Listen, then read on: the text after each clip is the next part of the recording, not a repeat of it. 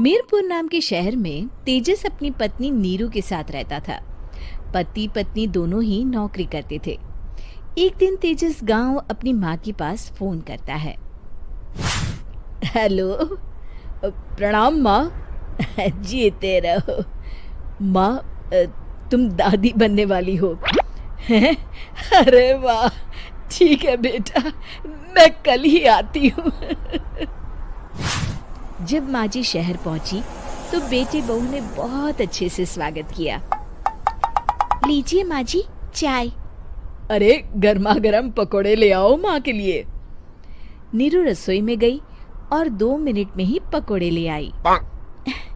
जी ये लीजिए। बहू जादू से बनाए हैं क्या?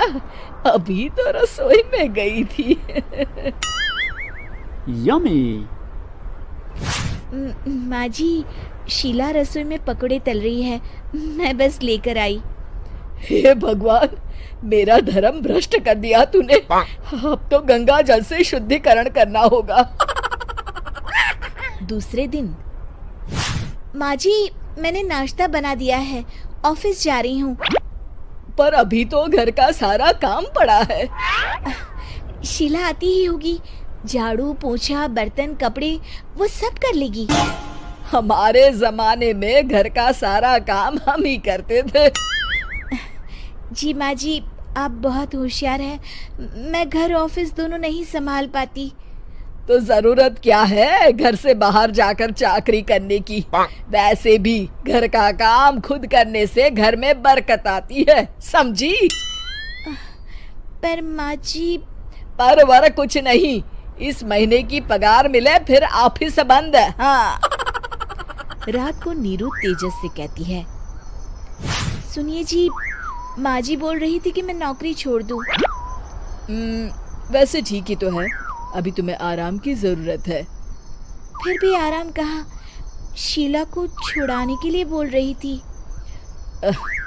तो अब 24 घंटे में इतना काम तो कर ही सकती हो। पर जॉब पसंद है मुझे, घर पर मन नहीं लगेगा। अगले दिन जब दोनों ऑफिस के लिए निकल रहे थे, मेरी तो कोई कीमत ही नहीं है इस घर में। माँ जी, आजकल महंगाई बहुत है, रहन सहन भी बदल गया है, दोनों नौकरी करते हैं तभी ठीक रहता है। अच्छा, तू कहना क्या चाहती है? मेरा बेटा तुझे बिठा के खिला नहीं सकता? तू ही इस घर का खर्च चला रही है, हैं? नहीं माँ जी, मेरा वो मतलब नहीं था।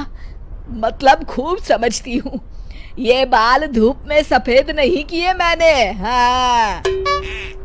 अब तो ये रोज का काम हो गया था। तेजस भी रोज की झिकझिक से परेशान हो गया था। एक दिन उसने कहा, नीरू, वैसे भी तुम्हें मैटरनिटी लीव मिलने वाली है, तो अभी से ही छुट्टी ले लो। पर क्या, मेरी सैलरी अच्छी खासी है। आखिर नीरू ने रिजाइन कर दिया। जब बच्चा हुआ तो घर में सब बहुत खुश हुए। कुछ दिनों बाद तेजस फाइल देख रहा था। क्या हुआ तेजस, कुछ परेशान लग रहे हो?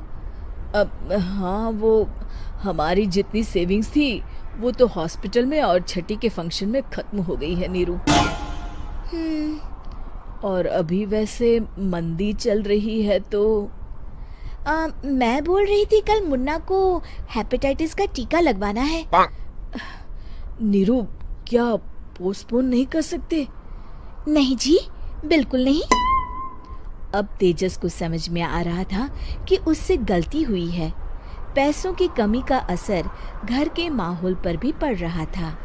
अगले दिन, बेटा मेरा चश्मा और ये दवाइयाँ ले आना, पर्चा देते हुए माँ जी ने कहा।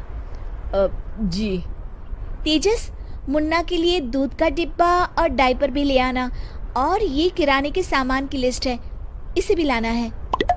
तेजस गुस्से में लिस्ट मरोड़कर फेंकता है और चिल्लाता है, पैसे क्या पेड़ पर उगते हैं? ये ले आना, वो ले आना। अरे पर ये जरूरत का सामान ही है। वो गुस्से में बिना कुछ कहे ऑफिस चला गया। अरे अरे लंच तो ले जाइए। नीरू दौड़कर डिब्बा पकड़ाती है। एक दिन खाना खाने के बाद, नीरू, अब तो मुन्ना कुछ बड़ा हो गया, तो अब तुम वापस ज्वाइन कर लो ना जॉब। पर इस रिसेशन में जॉब मिलना बहुत मुश्किल है। ट्राई तो करो। फिर मुन्ना, माँ जी है ना, और एक फुल टाइम मेड भी लगा लेंगे।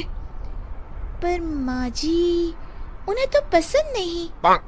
तभी माँ जी वहाँ आ जाती है और प्यार से नीरू के सर पर हाथ फेरते हुए बोलती है, अब मेरी समझ में आ गया बहू, पहले के और अब के समय में अंतर है। तुम काम शुरू करो, मुन्ना की जिम्मेदारी मेरी।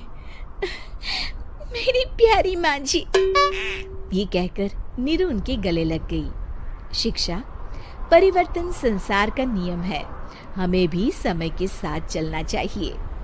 उम्मीद है कि आपको हमारी ये कहानी पसंद आई होगी। कृपया हमारे चैनल को सब्सक्राइब करें और सभी अपडेट्स के लिए बेल आइकन जरूर क्लिक करें। और हाँ, वीडियो लाइक और शेयर